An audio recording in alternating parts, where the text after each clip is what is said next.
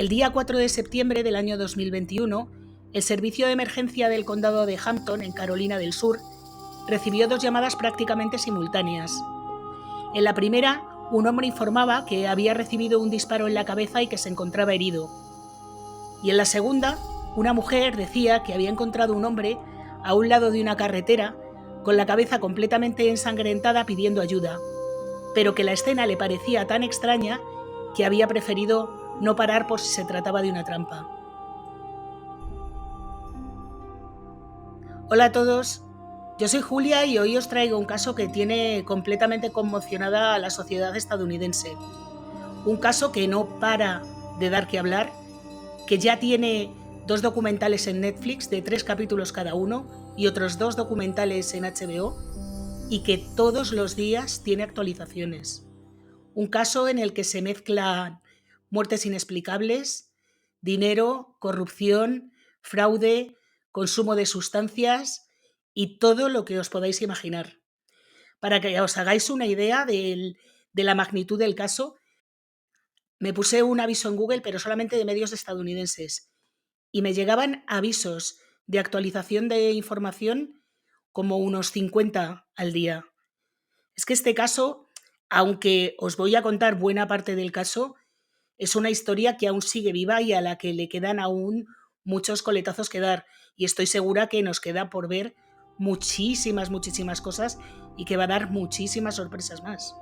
Muchas más de las que ya ha dado, que son incontables. Aprovecho para deciros que muchas gracias por verme, que me encantan vuestros comentarios, sois estupendos. Y bueno, si os gustan mis historias, podéis suscribiros al canal, activar la campanita, compartir mis vídeos y todo este tipo de cosas que a vosotros no os cuesta nada y a mí me ayuda un montón. Y recordad que subo vídeo todos los viernes. Bueno, y ahora sí que sí, os dejo de dar la lata y vamos con la historia. Nuestra historia comienza el 24 de febrero del año 2019, cuando 3 parejas, Anthony y Mallory, Connor y Miley y Paul y Morgan, deciden ir a una fiesta en una casa en Pocky Island, muy cerca de la ciudad natal de Anthony, en el Low Country de Carolina del Sur.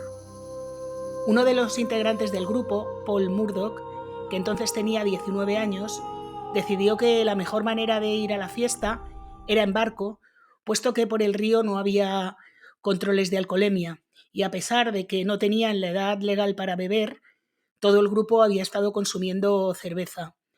La había comprado Paul utilizando el carnet de identidad de su hermano mayor Buster en una tienda de estas de conveniencia, en una gasolinera. Cuando salen de la fiesta, que era una barbacoa de ostras, es la primera vez en mi vida que oigo que las ostras se puedan hacer en la barbacoa. Bueno, el caso es que cuando salen de la fiesta no les pareció que habían bebido suficiente y entonces Paul y Connor decidieron ir a un bar a seguir bebiendo. Los otros 4 pensaron que era mejor dejar el alcohol y fueron a un parque. Cuando salieron del bar, Paul triplicaba el límite máximo de alcohol en sangre permitido. A pesar de ello, decidió que él era el único que podía conducir la barca, que por otra parte era la barca de su familia. Anthony incluso llegó a plantear la posibilidad de coger un Uber, pero como los demás no le secundaron, pues al final, por no dejar solos a los demás, decidieron montarse en la barca. Una vez que estaban en la barca, Paul y su tasa de alcohol en sangre empezaron a hacer locuras con la barca, vueltas en círculo, una especie de carrera contra sí mismo, bueno, una cosa terrible. Cuando su novia le pidió que parara, el chico se puso bastante violento, incluso llegó a agredir físicamente a su novia Morgan. El caso es que mientras estaba haciendo estas locuras en la barca, chocó contra el pilar de un puente y cayeron al agua, bueno, salieron todos heridos, pero cayeron al agua Anthony y Mallory. Anthony logró salir del agua después de 15 minutos nadando contracorriente, sin embargo a Mallory no había manera de encontrarla. Así que con todo el grupo bastante malherido, especialmente Connor, que había tenido un golpe en la cabeza, y la novia de Paul, Morgan, que tenía las manos bastante abrasadas, Paul también incluso cayó al agua. Con esto creo que se despejó un poco. Bueno, pues como digo, llevaron la barca a la orilla y llamaron a emergencias. Cuando llegaron los servicios de emergencia y la policía, las declaraciones de todos los integrantes del grupo eran coincidentes en que Paul era el que conducía la barca, excepto Paul, que decidió que el que conducía la barca era Connor. Y la policía, pues misteriosamente le hizo caso. Además, otra cosa irregular de la policía es que en ese momento no le hizo un control de alcoholemia, sino que cogió y lo llevó al hospital en un estado de ebriedad bastante evidente. Hay bastantes imágenes grabadas en las que se ve a Anthony gritándole a Paul diciendo cosas como has matado a mi novia, pero por lo que sea esto no quedó reflejado en el informe policial. Incluso cuando una de las chicas dijo que Paul Murdoch le dijo a la policía que que el que conducía la barca era Paul, la policía le vino a decir que si sabía con quién se estaba metiendo. Más o menos le recomendó que dejara de decir eso. Las presiones sobre el grupo se hicieron todavía más fuertes cuando llegaron al hospital y allí se presentó el padre de Paul, Alex Murdoch, que decidió hablar uno a uno con los chicos para decirles que no hablaran, que él iba a llevar su representación legal y que no hablaran con la policía ni con nadie, que él es el que se iba a convertir en portavoz de los testigos. Paralelamente a todo esto, las labores de búsqueda de Mallory comenzaron inmediatamente, a pesar de las altas horas de la noche que eran y de la falta de luz, pero no había ni rastro del cuerpo de Mallory, a la que ya daban por ahogada en el río. En cualquier caso, la familia nunca perdió la esperanza hasta que 8 días después apareció el cuerpo de Mallory flotando en el río a unas 6 millas de donde se había producido el accidente. Durante todo el tiempo que duró la búsqueda de Mallory y las semanas posteriores, es decir, durante todo el tiempo que duró la investigación del accidente, todos los que estaban en la barca en el momento del accidente, excepción de Paul, denunciaron presiones por parte del padre de Paul, Alex Murdoch, y por parte del abuelo Randolph Murdoch III. Después de encontrar el cuerpo de Mallory, Stone, el procurador del 14º circuito de Carolina del Sur, es decir, el fiscal de la zona, decidió retirarse del caso debido a fuertes conexiones personales con los implicados en el caso. Y sobre todo, no porque lo hiciera por convicción propia, sino porque este caso se convirtió en un circo, estaba en los medios cada 5 minutos y todo el mundo coincidía en que Paul no iba a recibir justicia debido a la importancia de la familia.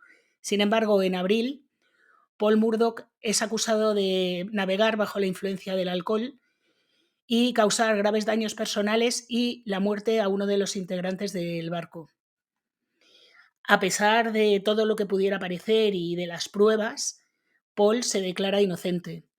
Los investigadores hicieron una reconstrucción del accidente en el que se demuestra clarísimamente que la culpa fue completa y totalmente suya. Suya fue la culpa de conducir en círculos, de conducir ebrio, de ir a toda pastilla por el río, en fin, culpa de todo. Además, se demostró también que era completamente imposible, por el tipo de accidente que había tenido, cómo había salido despedido y todo, que fuera Connor el que condujera la barca. Quedó claramente demostrado que el que conducía era Paul. A pesar de todo ello, tanto los medios como la sociedad estaba convencida de que a Paul no le iba a pasar absolutamente nada.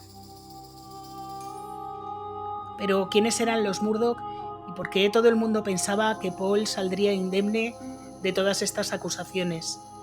Bien, la familia Murdoch era una familia que durante casi 100 años siempre había tenido a alguno de sus miembros como fiscal del 14º circuito, al que pertenecía la zona de Carolina del Sur en la que se produjo el accidente, que es donde vivía además toda la familia. La historia de los Murdoch comenzó con el señor Randolph Murdoch en el año 1920, que ocupó el cargo de fiscal hasta 1940, cargo que heredó su hijo hasta el 86, que luego heredó su nieto hasta el año 2005. Luego, ya en el año 2006, el puesto lo ocupó Duffy Stone, este señor que os he dicho que dimitió porque tenía fuertes vínculos con la familia Murdoch, y ya ahí se cortó la racha de los Murdoch al frente de la fiscalía. Y se cortó porque tenían un negocio un poquito más rentable, que era un bufete de abogados que se dedicaba a las demandas civiles y que ganaba varias decenas de millones de dólares al año.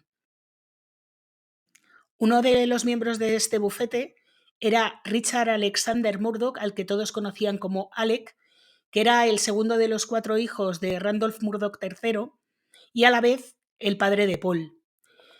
Richard Alexander se casó con Margaret Kennedy Brandstetter, a la que todos conocían como Maggie, que eran exactamente de la misma edad, y juntos tuvieron 2 hijos, Buster en el año 1996 y Paul en el año 1999.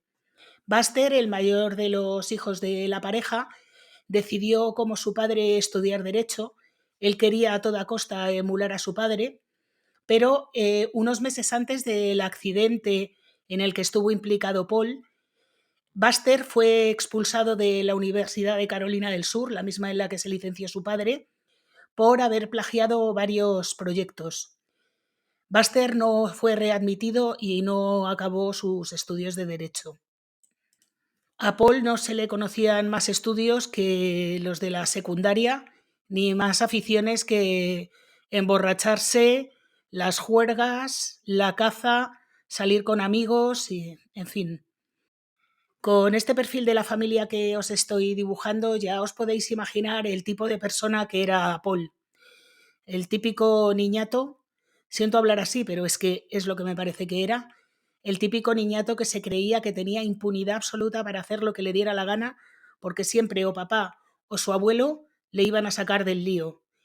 Y el hermano mayor no debía ser tan gamberro, pero muy honrado no creo que fuera cuando se dedicó a plagiar sus trabajos en la universidad.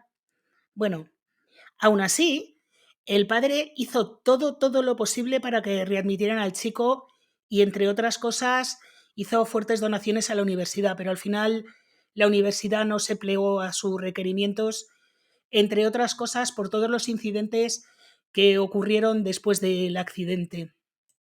Pero en este punto me imagino que los que no conocéis el caso os estaréis preguntando si esto de la barca dio para tanto y como para conmocionar a un país entero y que desde el año 2019 no hayan parado de salir noticias, docuseries, reportajes, entrevistas, libros sobre el tema y bueno, toda la que hay liada alrededor de este caso. Pues evidentemente no. Lo que pasa a partir de ahora es lo verdaderamente gordo de todo este caso. Como ya os he contado anteriormente, y a pesar de que la familia intentó retrasar la comparecencia en el juzgado de Paul todo lo que pudo, finalmente Paul tenía fecha para el día 10 de junio del año 2021 para declarar como principal acusado de la muerte de Mallory y de todas las graves lesiones que había provocado con su conducción errática, llamémoslo así, de la barca. Sin embargo, Paul nunca llegó a presentarse al juicio, porque el día 7 de junio del año 2021, su padre, Alec Murdoch, llamó al 911 para informar que había llegado a casa y había encontrado a su mujer Maggie y a su hijo Paul muertos por arma de fuego en la finca de caza, concretamente en la construcción donde se encontraban las perreras. La policía se persona de inmediato en el lugar de los hechos y empiezan a tomarle declaración a Alec, que dice que había pasado el día con la familia, pero que a eso de las 9 de la noche, después de cenar, había ido a visitar a su familia porque su padre se encontraba bastante enfermo y su madre tenía Alzheimer, y que permaneció en la casa de sus padres unos 40 minutos. Cuando regresó a la finca de caza a ver a su mujer y a su hijo, que no le contestaban a los mensajes de móvil, se encontró los cuerpos y fue en ese momento cuando decidió llamar a la policía. Los equipos de forenses que fueron al terreno recogieron los casquillos, se supone que recogieron evidencias, muestras de todo lo que allí ocurrió. Y sorpresa para nadie, durante el juicio no aparecieron ni las pruebas de ADN, ni las de huellas dactilares, ni un montón de evidencias físicas que además Alec se negó a que la policía limpiara. Por lo visto, el Estado ofrece siempre un servicio de limpieza de los escenarios de los crímenes, porque para la familia es un trauma limpiar aquello. Sin embargo, Alec se negó y decidió que lo iban a hacer ellos. Bueno, ellos. Por ellos me refiero a su familia, pero él no lo hizo en ningún momento físicamente, sino que lo hizo su hermano, mientras la casa la limpiaba la empleada doméstica. Él se movió poco, tenía un trauma muy grande. 3 días después de la muerte de Paul y Maggie, el padre de Alec, Randolph Murdoch III, murió en su casa a los 81 años de edad de muerte natural. Esta vez sí parece ser que se trató de una muerte natural. Y 8 días después de los asesinatos, la policía por fin decidió informar a los medios de comunicación de lo que había ocurrido en la finca. Hasta ese momento no había trascendido nada. Nadie fuera del círculo de la investigación y fuera de la familia Murdoch sabía que habían muerto Paul y Maggie. Pero por lo visto hay una ley en Carolina del Sur que obliga a la policía a informar de cualquier delito violento antes de 15 días. Y yo creo que fue eso lo que les obligó a informar, si no se hubieran demorado muchísimo más. El hecho de que no trascendiera ni una palabra a los medios habla mucho del férreo control que la familia Murdoch tenía sobre el proceso de investigación y sobre la fiscalía. Yo creo que si hubiera sido cualquier otra cosa, esto no tarda ni 5 minutos en salir en todas partes. Pero en este caso tardó 8 días. Desde el primer momento, las sospechas recayeron sobre Alec, pero de manera fulminante. Todo el mundo, y cuando digo todo el mundo, digo todos los medios, hablaban y no callaban sobre que el principal sospechoso era el marido de Maggie y padre de Paul. Tanto fue así que 2 días después de que se publicara la noticia, los hermanos de Alec, bueno, 2 de ellos, hablaron con el programa Good Morning America, uno de los más seguidos en Estados Unidos, para decir que Alex, cuando ocurrió esto, les llamó muy angustiado con la noticia de lo que había pasado y aseguraron que su hermano amaba profundamente a Maggie y a Paul, que los quería como a nada en este mundo, al igual que quería o quiere a su hijo Buster, y que no hay manera posible de que pueda tener algo que ver con esto. Te lo puedo asegurar, decía uno de sus hermanos. La teoría de Alex sobre el incidente es que alguien muy furioso por lo que había ocurrido con Mallory, la chica que murió en el accidente de barca, había decidido tomarse la justicia por su mano y que querían acabar con la vida de Paul, que había estado recibiendo una amenaza tras otra desde que todo esto ocurrió. Y que fueron a acabar con él y al encontrar allí a Maggie, pues acabaron con ella también. Es decir, que fue una víctima colateral, pero que la gente no iba, la gente que hizo esto no iba por Maggie, sino que iba por Paul. Pero no aportaba absolutamente ninguna prueba. 2 semanas justas después del incidente, el fiscal del distrito, el señor Stone, aquel que se recusó en el caso contra Paul, decidió que en este caso no se pensaba inhibir, y os voy a leer sus palabras textuales. En aquel caso, fue inmediatamente evidente que el señor Murdoch sería sospechoso, ya que era el propietario del barco en el que viajaban los involucrados, y que otros pasajeros además eran empleados de mi oficina. Por lo tanto, cualquier comparación con este caso no es apto, puesto que no hay ningún sospechoso que esté involucrado conmigo. Con esto lo que venía a decir el señor fiscal del distrito o del condado es que Alec Murdoch no era sospechoso en este caso. En fin. Un día después de estas declaraciones del señor Stone, la policía reabre una investigación del año 2015 sobre la muerte de resolver de un joven de 19 años llamado Stephen Smith, que murió a un lado de la carretera que va a la vivienda de los Murdoch, en la cual algunos miembros de la familia Murdoch habían sido sospechosos y lo continuaban siendo, y la policía dice que reabre la investigación a raíz de una información recopilada mientras investigaban las muertes de Maggie y Paul. Esto lo informaron directamente a la CNN, no se andaron con paños calientes como con las muertes de Maggie y Paul. Para no liarnos mucho, voy a continuar con la investigación del asesinato de Paul y Maggie y más adelante os contaré todo lo que tiene que ver con la muerte de Stephen Smith, que además es una investigación que sigue abierta. El 25 de junio, Alec y su hijo Buster anuncian una recompensa de $100,000 a cualquiera que dé información relevante que conduzca a la detención de los autores de los Pium Pium que acabaron con Maggie y Paul.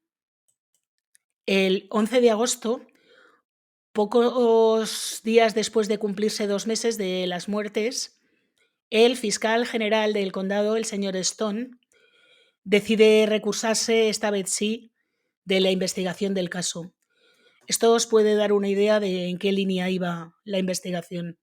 Sin embargo, durante todo el mes de agosto no se produce ninguna información relevante ni ningún avance que salga a la luz sobre lo que tiene que ver con la investigación, ni qué es lo que había descubierto el señor Stone como para recusarse del caso. De este modo llegamos al viernes 3 de septiembre, cuando Alex Murdoch, sorprendentemente, renuncia a su puesto en el bufete de abogados que había fundado su abuelo, el bufete Peters, Murdoch, Parker, Elthrow and Derrick. Esta información la conocemos no porque lo diga Alec, sino porque lo hace saber la propia firma. Un día después se produce el incidente con el que he empezado el caso de hoy, en el que Alec Murdoch llama al servicio de emergencias diciendo que ha recibido un disparo superficial en la cabeza mientras se encontraba a un lado de la carretera cambiando el neumático que había pinchado unos metros antes. I got a flat tire, and I stopped, and somebody stopped to help me, and when I turned my back, they tried to shoot me.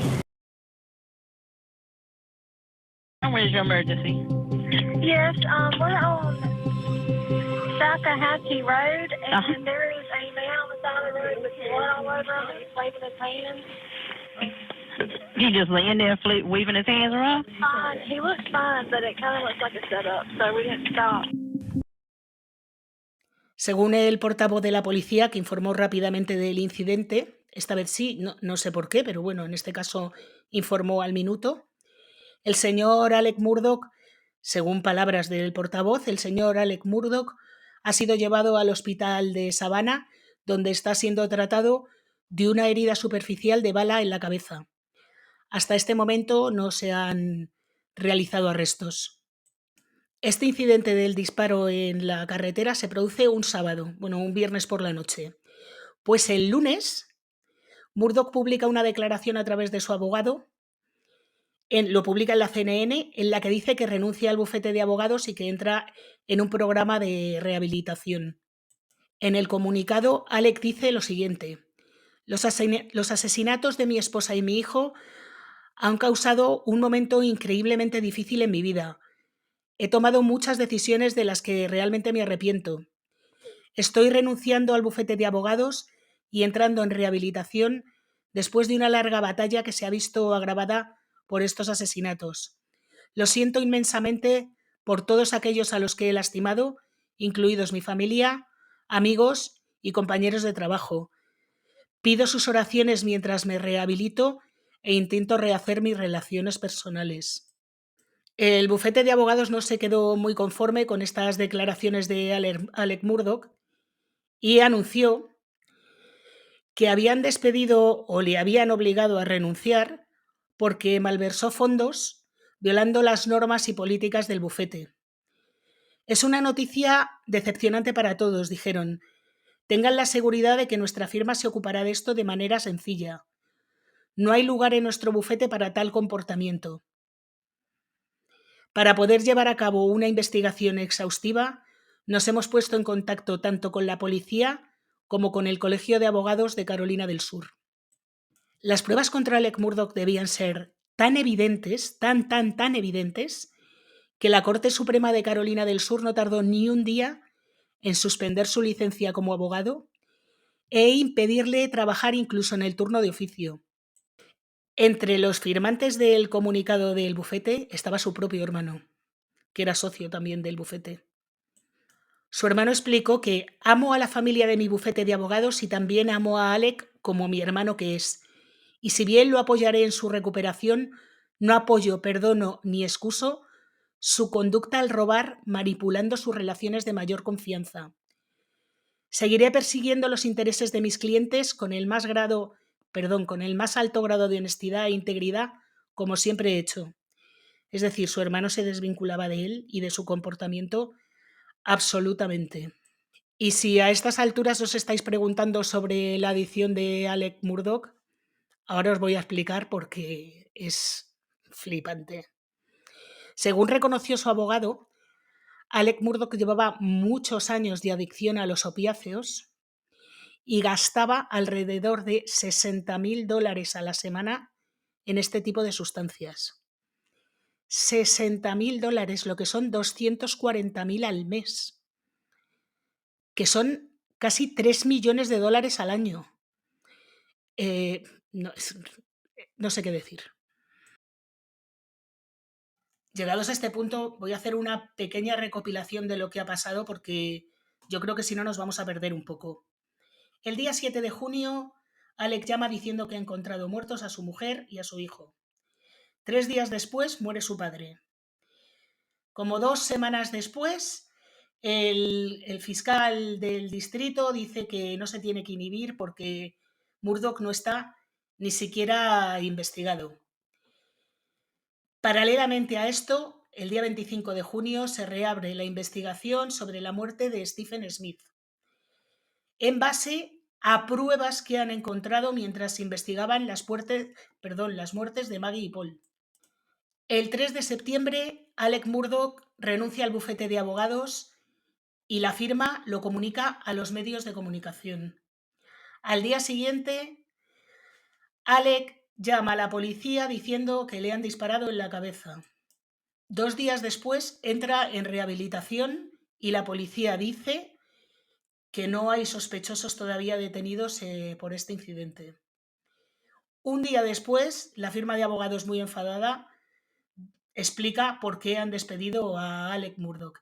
Y un día después, la Corte Suprema le retira cualquier posibilidad de ejercer la abogacía en el Estado. Y un día después del comunicado de la Corte Suprema de Carolina del Sur, Alec Murdoch reconoce que es adicto a los opiáceos y que consume unos $60.000 a la semana en estas sustancias. Hasta este punto hemos llegado. Y si hasta aquí todo os parece alucinante, lo que viene a partir de ahora no lo es menos. Es que no me extraña que este caso tenga impactado y en shock a cualquier estadounidense que vea mínimamente la televisión, porque es de ciencia ficción. Bueno, justo antes de este pequeño resumen que os acabo de hacer, habíamos dejado a Alec Murdoch en un centro de rehabilitación y desintoxicación para el consumo de sustancias. Y justo también después de aquel intento de asesinato que había sufrido mientras estaba en la carretera, aquel disparo superficial en la cabeza. Bueno, pues 2 días después de ingresar en el centro de desintoxicación, Alec Murdoch se entregó a la policía diciendo que este intento de acabar con su vida había sido un montaje como consecuencia de la depresión horrible que sufría por la muerte de su mujer y su hijo. Su abogado incluso llegó a decir que es que la mayoría de la gente no hubiera podido superar esto que Alex estaba tremendamente deprimido y bajo el consumo de sustancias y que eso le obnubiló el juicio y fue lo que le llevó a cometer este intento de fraude. El intento de fraude orquestado, según él, claro, para poder cobrar el seguro de vida, bueno, él no, su hijo, que era el único heredero, su hijo Buster, pudiera cobrar su seguro de vida por valor de $10 millones. Murdoch contó que había contratado a Curtis Edward Smith, un hombre de 61 años al que había defendido en un par de ocasiones, para que le disparara en la cabeza el día 4 de septiembre.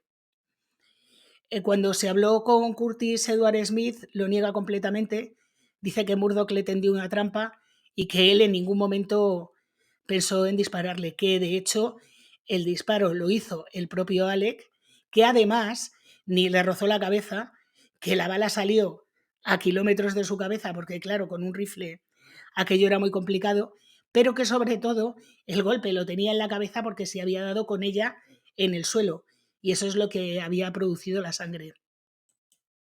La cosa es que después de una breve investigación, la historia de Alex no se sostenía por ningún sitio y tanto a Alex como a Smith les acusaron de, entre otras muchas cosas, lo más gordo fue lo de la conspiración para cometer fraude al seguro y deshacerse del arma de fuego que estaba implicada en un asalto con heridos. A Smith además le acusaron de distribución de sustancias y se le encontraron un montón de cheques que estaban a nombre de Alex y que había cobrado Curtis. Lo que no está claro del todo es si este señor cobraba los cheques como pago de las sustancias o bien porque actuaba como testaferro de ciertas cantidades que Alex cobraba fraudulentamente del seguro de sus clientes. Tras entregarse a las autoridades, Murdoch emitió un comunicado a los medios diciendo que esperaba que con esta confesión la policía tuviera menos follón y pudiera centrarse en encontrar a los que habían acabado con su mujer y su hijo. Y una cosa que se me olvidó deciros, Curtis resulta que también era de los Murdoch, también pertenecía a la familia, una rama muy, muy lejana. A este señor le llamaban primo, no sé si era primo, tío, sobrino o lo que fuera, era un pariente lejano, pero también pertenecía a los Murdoch. Era una familia maravillosa. Cuando empezaron a salir a la luz todos los escándalos financieros que tenía Alec Murdoch y todos los conflictos que habían surgido con sus clientes en el bufete de abogados, salió a la luz un incidente muy, muy turbio que tuvo lugar en el año 2018. Se trataba de la muerte accidental, entre comillas, de su empleada doméstica Gloria Satterfield. Gloria Satterfield, que había nacido en el año 1961 y por tanto tenía 57 años cuando murió en 2018 en las escaleras de la casa familiar, según se comentó en aquel momento, por culpa de los perros. Los perros se habían enredado con sus piernas y le habían hecho caer. Cuando Gloria cayó por las escaleras se golpeó en la cabeza y entró en un coma irreversible del que nunca despertó. Según cuentan los hijos, Alec Murdoch se sintió tan culpable por lo que había ocurrido que se ofreció a los hijos, porque Gloria era una mujer separada, se ofreció a los hijos a demandarse a sí mismo para cobrar de su propio seguro civil una cantidad en torno a los $4,5 millones. Se supone que esta cantidad sería integrada a sus hijos, descontando por supuesto los honorarios de los abogados, es decir, sería integrada a los hijos como indemnización por la muerte de su madre. Les dijo que no se preocuparan de nada, que él incluso les presentaría a un abogado de total confianza, que sería el que llevaría el caso a los tribunales. Para no marearos con más nombres, el abogado de confianza era un íntimo amigo de Alex con el que ya había llevado algunos casos turbios y con el que también trabajaba el director de un banco para el cobro de las indemnizaciones. Todo este entramado llevó a que los hijos no vieran ni un duro de la indemnización que se concedió pocos meses después, una indemnización por valor de 4,3 millones de euros, de los que 2,7 correspondían a los herederos y el resto, 1,5 millones, como honorarios a los abogados. Como con el 1,5 millones no tenían suficiente, pues entonces pensaron que era muchísimo mejor pues quedarse con todo, claro, evidentemente. Así que los hijos, cuando se enteraron de esto, los hijos, los herederos de Gloria se enteraron de esto, pues demandaron a Alex Murdoch, una demanda más. Y Alex Murdoch, al cabo de un par de años, después de negarlo todo muchísimas veces, en mayo de 2003, los abogados de Alex presentaron documentos admitiendo que inventó la historia de los perros que causaron la caída de Gloria para obtener el pago del seguro. Con esta afirmación, los hijos se quedaron todavía más mosqueados y decidieron presentar una nueva demanda por asesinato de su madre y pidieron que se exhumara el cadáver. Este caso todavía está siendo investigado. Todo esto que os estoy contando sobre Gloria Satterfield ocurre durante el tiempo que Alex Murdoch está en el centro de rehabilitación. Estamos todavía en septiembre de 2021, es decir, 2 meses después de que ocurrieran las muertes de su mujer y su hijo. Bien, pues el 14 de octubre del año 2021, la policía acudió al centro de rehabilitación a arrestar a Murdoch por cargos de robo de liquidaciones de seguros por un total de $4 millones destinados a los hijos de su difunta empleada doméstica. 5 días después, el juez le niega la fianza, alegando que tiene considerables recursos financieros y una inestabilidad mental palpable, lo que hace demasiado arriesgado permitirle esperar fuera de la cárcel el juicio al que se le va a someter. Con Alec Murdoch en prisión, entre noviembre del año 2021 y mayo de 2022 empiezan a sucederse las demandas por estafa y fraude a los seguros y empieza a aumentar la petición de años de cárcel e indemnizaciones económicas que se le solicitan a Murdoch. En total, se descubren al menos 71 cargos de robo por valor de casi 8,5 millones de euros. Paralelamente, también se demanda al abogado íntimo amigo suyo y al banquero a través del cual se cobraban las indemnizaciones. Por si todos estos cargos no fueran suficientes, en junio los fiscales dicen que Alec Murdoch pertenecía a una red de lavado de dinero y distribución de analgésicos, llamémosle analgésicos, junto a su amigo Curtis Smith, al que detuvieron por conspiración para autodesvivimiento y fueron acusados de posesión, fabricación y distribución de sustancias. Pero lo más gordo de todo llegó el 14 de julio del año 2022, cuando Murdoch es acusado de asesinato de su esposa y de su hijo. Las acusaciones presentadas por el gran jurado sostenían que Murdoch los mató a su esposa con un rifle y a su hijo con una escopeta. Esta vez parecía que Alec Murdoch no se iba a ir de rositas. Con todo este mare magnum de problemas que tenía encima, el 25 de enero del año 2023 comenzó el juicio por el asesinato de su mujer y su hijo. El juicio se llevaría a cabo en el condado de Colleton, en Waterboro, una sala de juicios que estaba presidida por un retrato de su abuelo, que tuvieron que quitar para no influir en el jurado. Bien, como digo, comenzó el juicio en el que la acusación sugería que el crimen contra su familia fue un intento desesperado del acusado de ganarse la simpatía de la opinión pública y evitar que saliera a la luz el fraude millonario a los clientes del bufete que había fundado su abuelo en el año 1910. Por su parte, Alec Murdoch se consideraba completamente inocente, decía que nunca hubiera hecho daño ni a su mujer ni a su hijo y que el crimen se cometió por los motivos que os comenté al principio del vídeo, de una venganza personal por lo que había ocurrido en la barca el accidente en la barca en la que murió Mallory Beach. Las pruebas que presentaron los fiscales para sostener el caso tenían muchísimas lagunas. Los fiscales usaron llamadas telefónicas, mensajes de texto, vídeos, los datos de navegación del vehículo, incluso recuentos de los pasos basados en el seguimiento del móvil para poner en duda la versión de Murdoch sobre su paradero la noche de los asesinatos, que como ya os conté al principio, cuando os conté que habían muerto su mujer y su hijo, Alex Murdoch sostenía que en el momento en que los dispararon él se encontraba en casa de su madre, enferma de Alzheimer, y viendo a su padre que también estaba bastante mal. Pero realmente los fiscales no aportaron pruebas físicas. No se encontraron ni el rifle ni la escopeta, no se hallaron restos de sangre ni de restos físicos de los fallecidos. Los abogados sostenían que debería haber estado cubierto de sangre si hubiera sido culpable, mientras que la acusación sostenía que no, que él había dicho que había tocado los cuerpos y era muy raro que la camiseta que llevaba no estuviera manchada de sangre y que eso lo que demostraba es que se había cambiado de ropa.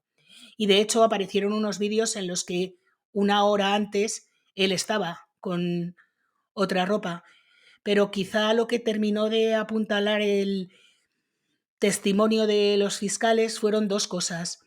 Una, la enfermera que cuidaba de su madre, que comentó que Alec Murdoch cuando fue a ver a su madre le dijo a ella que si le preguntaban que cuánto tiempo había estado en la casa, dijera que había estado 40 minutos, cuando en realidad, según ella, solo había estado 20, y a ella eso le pareció requete raro y no es para menos. Pero sobre todo, un vídeo que había subido a Snapchat. ¿Quién usaba Snapchat en 2021? Bueno, el caso es que gracias a eso la policía pudo determinar sin ningún género de dudas, gracias a la colaboración también de la plataforma, una línea de tiempo que demostraba que Alec Murdoch se encontraba en el lugar de los hechos minutos antes de que las dos víctimas fallecieran. Por su parte, los abogados de Murdoch trataron de presentar el caso como una investigación que se llevó fatal, una chapuza colosal, en la que dijeron que algunos de los datos de geolocalización del teléfono de Maggie Murdoch habían sido sobrescritos, que dos agentes pisaron las huellas de neumático que había en el escenario del crimen, con lo cual no se podía saber si había habido otro coche o si no, que no habían tomado las huellas dactilares de la zona, que bajo las uñas de Maggie había ADN de otro hombre. Es decir, había muchas pruebas circunstanciales que acusaban a Murdoch, pero no había ninguna prueba sólida física, aparte de lo del vídeo, que le acusara. A todo esto había que sumar un montón de testimonios de familiares y amigos de Alec, entre ellos el del propio hijo Buster, que declaró que su padre estaba destrozado y con el corazón roto tras las muertes de su hermano y de su madre. Dijo que cuando habló con su padre 20 minutos después de lo que había pasado, que estaba hecho polvo. Sin embargo, los fiscales dicen que cuando llegó allí, la voz de Alex Murdoch sonaba totalmente normal y que no parecía que hubiera hecho nada. Además, durante el juicio salieron a la luz un montón de detalles turbios de la relación familiar que tenía Alec con sus hijos. Entre otras cosas, se decía que Alec fomentaba el consumo de alcohol en la casa, que Alec había tenido una aventura extramatrimonial unos años antes, que la pareja estaba separada. Y además también se admitió en el juicio los testimonios de todas las personas que quisieron presentarse y que se habían sentido estafadas por Alec Murdoch. Este fue un punto muy controvertido y que llevó unos días dilucidar si debía servir en el caso o no, pero finalmente se admitió. Bueno, el caso es que con todas estas pruebas, el jurado se retiró a deliberar y después de 3 horas de deliberación, solo 3 horas, el jurado encontró a Alec Murdoch culpable de 2 cargos de asesinato y otros 2 de posesión de arma de fuego durante un crimen violento. Como resultado del intenso interés público que había generado todo esto, la sentencia se emitió en directo para todo el país. Después de que se emitiese el veredicto, el juez negó una moción de la defensa para anular el juicio, diciendo que la evidencia era tan abrumadora que era imposible que el juicio saliera nulo.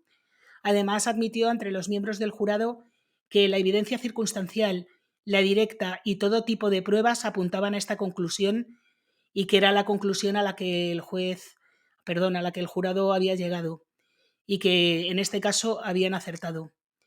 Por lo que tan solo un día después, Murdoch fue sentenciado a 2 cadenas perpetuas consecutivas sin posibilidad de condicional. Y uno de los acuerdos para que no pidieran la pena capital para él fue que se negara a pedir una apelación. Ya veremos que esto no va a ser así. Bueno, no va a ser así exactamente. Cuando acabó el juicio, a Murdoch se le permitió tomar la palabra y él en esa declaración dijo que era completamente inocente y afirmó: nunca haría daño a mi mujer Maggie y nunca haría daño a mi hijo Paul. Y esto es todo lo que dijo. Que también te digo que durante el juicio ya dijo suficiente. Cuentan los testigos que, por cierto, el juicio estaba lleno de gente, había unas colas para entrar, alucinante. Cuentan que se pagaban verdaderas millonadas por un puesto en la cola para poder asistir al juicio. Y se lió un buen follón uno de los días porque no estaba permitida la entrada de móviles y aún así salían imágenes y vídeos prácticamente a diario. No sé cómo lo harían, pero fue increíble. Bueno, el caso es que los abogados defensores no querían que Murdoch declarara, pero después del incidente del vídeo no tuvieron más remedio que hacerle subir a declarar porque el juicio se les torció mucho. Como os decía antes, los testigos dicen que los primeros días Alec aparecía en el juicio como Pedro por su casa. Hola, ¿qué tal? Saludando a todo el mundo. Claro, él era un abogado acostumbrado a ese juzgado, conocía a todos los trabajadores, al alguacil, a la secretaria, a todo el mundo, al juez, conocía a todo el mundo, a los fiscales, que los conocía a todos.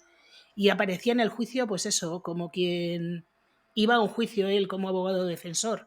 Pero cuando salió lo del vídeo de Snapchat, por lo visto, se dejaron las risas, se dejaron los saludos y Alec Murdoch tenía una cara de culpabilidad dibujada en el rostro. Y aunque efectivamente fue declarado culpable y a pesar de decir que no se recurriría a la sentencia, el equipo de su defensa declaró a la prensa que tenía previsto presentar un recurso contra el veredicto de culpabilidad del jurado por considerar que no había pruebas suficientes para condenarlo. Sus abogados afirmaron que la mayoría de las pruebas presentadas en el juicio eran circunstanciales y que a pesar de todo había habido un veredicto de culpabilidad más allá de toda duda razonable que era bastante cuestionable. Y claro, por supuesto, como os podéis imaginar, aquí no han acabado las cosas. Entre los casos sin resolver a los que se enfrenta aún Alec Murdoch se encuentran 1. Los 99 cargos por delitos financieros por el presunto robo de al menos 8 millones de dólares en acuerdos con los clientes de su bufete, blanqueo de dinero y evasión de impuestos. Cuando Alec Murdoch subió al estrado en su propia defensa durante el juicio por asesinato, decidió confesar de manera repetida estos delitos financieros. Entre otras cosas dijo palabras textuales: robé dinero que no era mío, engañé a gente a la que no debía engañar e hice mal, dijo Murdoch. Estas declaraciones está claro que pueden complicar bastante su defensa en futuros casos por delitos financieros. El segundo juicio que deberá enfrentar es las reclamaciones por fraude al seguro después de aquel extraño contrato de asesino a sueldo para autodesvivirse. Bueno, esta cosa extraña que hizo con su primo, entre comillas, y que, bueno, que deberá enfrentar también un juicio en el que con toda seguridad va a salir culpable, puesto que él mismo dijo que lo había organizado él. El tercero de los juicios que tiene pendiente es el juicio contra... Bueno, el juicio por la muerte inexplicable de Gloria Satterfield. Él ha devuelto el dinero, pero lo que se va a dilucidar en este juicio es cómo murió, porque en el certificado de defunción la muerte se califica como natural, pero ya dijo el forense, después de exhumar el cadáver y hacerle una autopsia, que esto era completamente incompatible con las lesiones sufridas por un accidente de tropiezo y caída. Así que hay dudas más que razonables de que la muerte de Gloria no fuera un accidente. Además, le queda el juicio de Mallory Beach por una indemnización millonaria a la familia, en la que a Alex Murdoch se le considera responsable puesto que él era el propietario de la barca, que su hijo no debería haber cogido y menos en esas condiciones. Y por último, el juicio por encubrimiento, en teoría encubrimiento, por la muerte de Stephen Smith. Un caso que todavía no os he contado, pero voy a hacerlo ahora. La investigación de Stephen Smith, que se reabrió, si recordáis, un día después de las muertes de Maggie y Paul, basándose en pruebas que habían encontrado en el escenario de este crimen. Bien, Stephen Smith en el momento de su muerte era un joven de 19 años que durante toda su adolescencia había compartido instituto con Buster Murdoch, el hijo mayor de Alex, un joven abiertamente gay al que siempre se había relacionado con Buster. En una sociedad como la de Carolina del Sur, profundamente retrógrada y ultraconservadora, que algún miembro de una familia distinguida como los Murdoch tuviera una relación homosexual, era un escándalo de dimensiones siderales. El caso es que cuando se reabrió el caso, se barajaron dos teorías sobre la autoría de los hechos, una que implicaba a Paul y otra que implicaba a Buster. La teoría que implicaba a Paul hablaba de que, bueno, un chaval que estaba todo el día de juerga, que era extremadamente violento y agresivo cuando bebía, pues se tomó la justicia por su mano y decidió matar a golpes a Stephen Smith al encontrarlo una noche que volvía de juerga, al encontrarlo en la carretera. Y la otra teoría, que es la que implica a Buster, dicen que Buster y un amigo quedaron con Stephen con una disculpa X, que no está clara, e igualmente hicieron lo mismo, le agredieron con un bate de béisbol. La investigación sigue aún en curso, no se ha cerrado, pero tampoco hay hasta la fecha ningún implicado ni ninguna declaración oficial de quién de la familia Murdoch es el investigado, aunque sí se ha dicho que Alex podría estar implicado por encubrimiento. Y bueno, hasta aquí el caso de Stephen Smith. Si hay alguna actualización ya os lo contaré, pero de momento no hay nada más. Bueno, pues con todos estos juicios que el señor Alec Murdoch tiene pendiente, el primer juicio que se ha celebrado no ha sido ninguno de estos.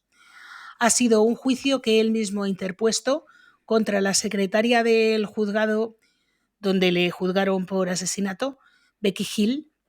Becky Hill era amiga de Alec Murdoch. Bueno, pues le ha puesto una demanda en la que dice que manipuló al jurado para que la sentencia fuera en su contra. Alega que Becky Hill escribió un libro sobre el caso, en el que, claro, ella fue testigo en primera persona, un libro que ha vendido bastante, y un libro que, según él, no habría vendido tanto si el veredicto no hubiera sido de culpabilidad. Este juicio se celebró la última semana de enero del año 2024, es decir, hace 15 días. Entre otros, por allí pasaron todos los miembros del jurado, o prácticamente todos, y todos dijeron que realmente sí, que ella hacía comentarios en los que se notaba que ella pensaba que Alex era culpable, pero que en ningún momento eso les influyó. Sobre todo una mujer, los miembros del jurado son anónimos, entonces a los jurados la prensa les ha llamado con iniciales o simplemente con una letra. Al jurado que testificó como Z, que fue el que hizo unas acusaciones más graves, dijo simplemente que ella hizo que pareciera culpable, lo que pasa que él ya lo era. Cuando se le preguntó si eso afectó a su voto de culpabilidad, dijo que sí al juez. En un interrogatorio posterior, la miembro del jurado dijo, apoyando una declaración jurada que hizo hace unos meses, que esto le influyó a ella para declarar a Alex culpable. Sin embargo, la mayoría de los miembros del jurado dijeron más tarde que no habían escuchado a Becky Hill decir nada, absolutamente nada, ni a favor ni en contra, aunque uno sí dijo que oyó como decía Becky Hill, fijaros en el lenguaje corporal de Alec Murdoch justo antes de testificar. Sin embargo, dijo que esto no le hizo cambiar su opinión. Sin embargo, el 30 de enero, la jueza que llevaba este caso denegó la solicitud de Murdoch de declarar el juicio nulo y dijo que no se iba a repetir. Esto no es óbice para que la montaña de abogados que tiene Alex Murdoch esté esté trabajando para presentar una demanda con otro tipo de pruebas e indicios, especialmente todos los que se refieren a delitos económicos que ellos consideran que no deberían haber aparecido en el juicio por asesinato y que influyeron muy negativamente en su defensa, y que esto va a ser, en teoría, lo que va a llevar a una repetición del juicio de Alex Murdoch. Ya os digo que como esto pase, va a ser la hecatombe. Que no van a salir 2 series en Netflix, van a salir 25 series en todas las plataformas, porque lo de este caso es una locura. En este caso se podría hacer una serie con todos los damnificados por fraude del bufete. Han salido 2 casos horribles. Uno de un policía que tuvo un accidente de tráfico al que su seguro le negó la operación y Alec luchó por esa indemnización contra el seguro, la ganó, le tenía que haber pagado a este hombre $250.000, que es lo que le costó la operación, que además le imposibilitaba para trabajar y nunca le pagó. Este es uno bastante flagrante. Y luego otro, una indemnización de $400.000 a un hombre que quedó tetrapléjico, cuya familia ni él mismo vio nunca ni un duro. Son casos durísimos que si buscáis información vais a encontrar. Creo que se describen en alguna serie, no sé si en la de Netflix, en la de HBO, en las dos. En alguna de las dos lo cuentan, pero como estos hay un montón de casos. Y como digo, sobre la historia de Mallory Beach y de cómo la familia ha intentado cobrar, sobre esto también se puede hacer otra serie. Es que este caso es increíble. Y de lo que no se ha hablado nada, y a mí me encantaría saber cómo lo hacía, es del tema de la distribución de sustancias, porque por lo visto tenía una red estupenda. Por lo que cuenta la policía, cuando salga el juicio ya veremos. Pero por lo visto el tío tenía montada una red que aquello ni Breaking Bad. Y por último, para terminar con una buena noticia, aunque bueno, pocas buenas noticias se pueden dar sobre esto, pero bueno, el caso es que también a finales del año pasado la familia de Mallory Beach ganó un juicio contra la cadena de tiendas de conveniencia Parker's Kitchen, donde Paul Murdoch compró el alcohol antes de subir a la barca.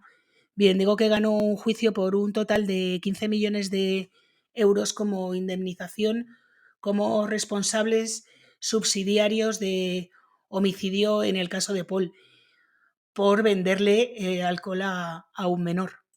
El portavoz de la familia aseguró que la familia Beach cree que este acuerdo servirá como advertencia a todos los Parker del mundo que podrían realizar una venta ilegal de alcohol a un menor, de que tendrán que rendir cuentas por su conducta ilícita si lo hacen. Y aunque esto no nos va a traer de vuelta a Mallory, esperemos que salven la vida de algún hijo o hija en el futuro. Bueno, y ya como bonus track os voy a contar la historia del bisabuelo de Alex Murdoch, Randolph Murdoch Sr., el que inició la saga de grandes abogados y fiscales y gente estupenda que se dedicaba a los fraudes al seguro, o eso se comenta.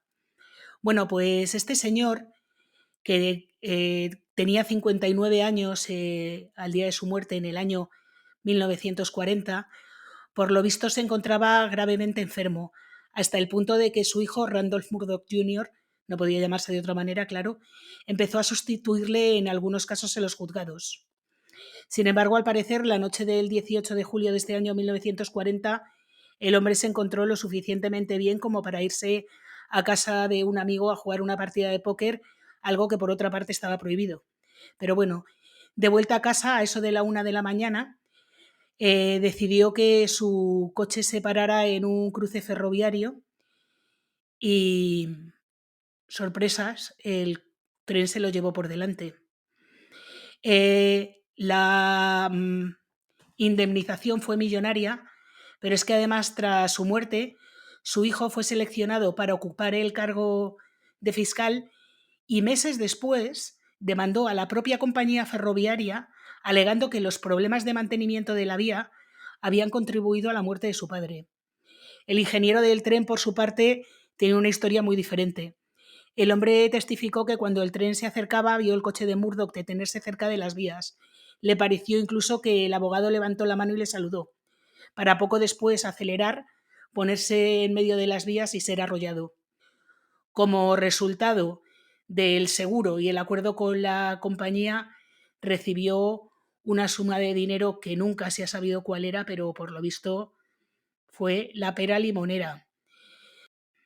Bueno, como veis, una familia ejemplar. Y ahora sí que sí, hasta aquí el caso de hoy. Espero que os haya gustado, aunque este caso es un lío enorme. Entiendo que hay muchas fechas y es difícil de seguir, pero os aseguro que para mí ha sido aún más difícil de contar, porque no se puede contar con una línea temporal empezando por el año 2015 y terminando por el año 2023. Hay que ir un poco a saltos para entender bien la historia. Y de verdad que se ha complicado bastante. Y sobre todo también porque hay tanta información que al final, cuando hay muchísima información, es casi más difícil que cuando no la hay. Porque hay que saber distinguir lo que es importante de lo que no. Bueno, este caso me ha resultado dificilísimo de hacer, así que de verdad espero que os haya gustado, que me digáis qué pensáis, que es increíble. Este caso me parece... Es que yo creo que si escriben una película sobre esto, no se la cree nadie. Y bueno, pues eso, lo que os digo, si os ha gustado el caso, suscribiros, dadme un like, activad la campanita y todas estas cosas que a vosotros no os cuestan nada y a mí me ayudan un montón. Hasta la semana que viene.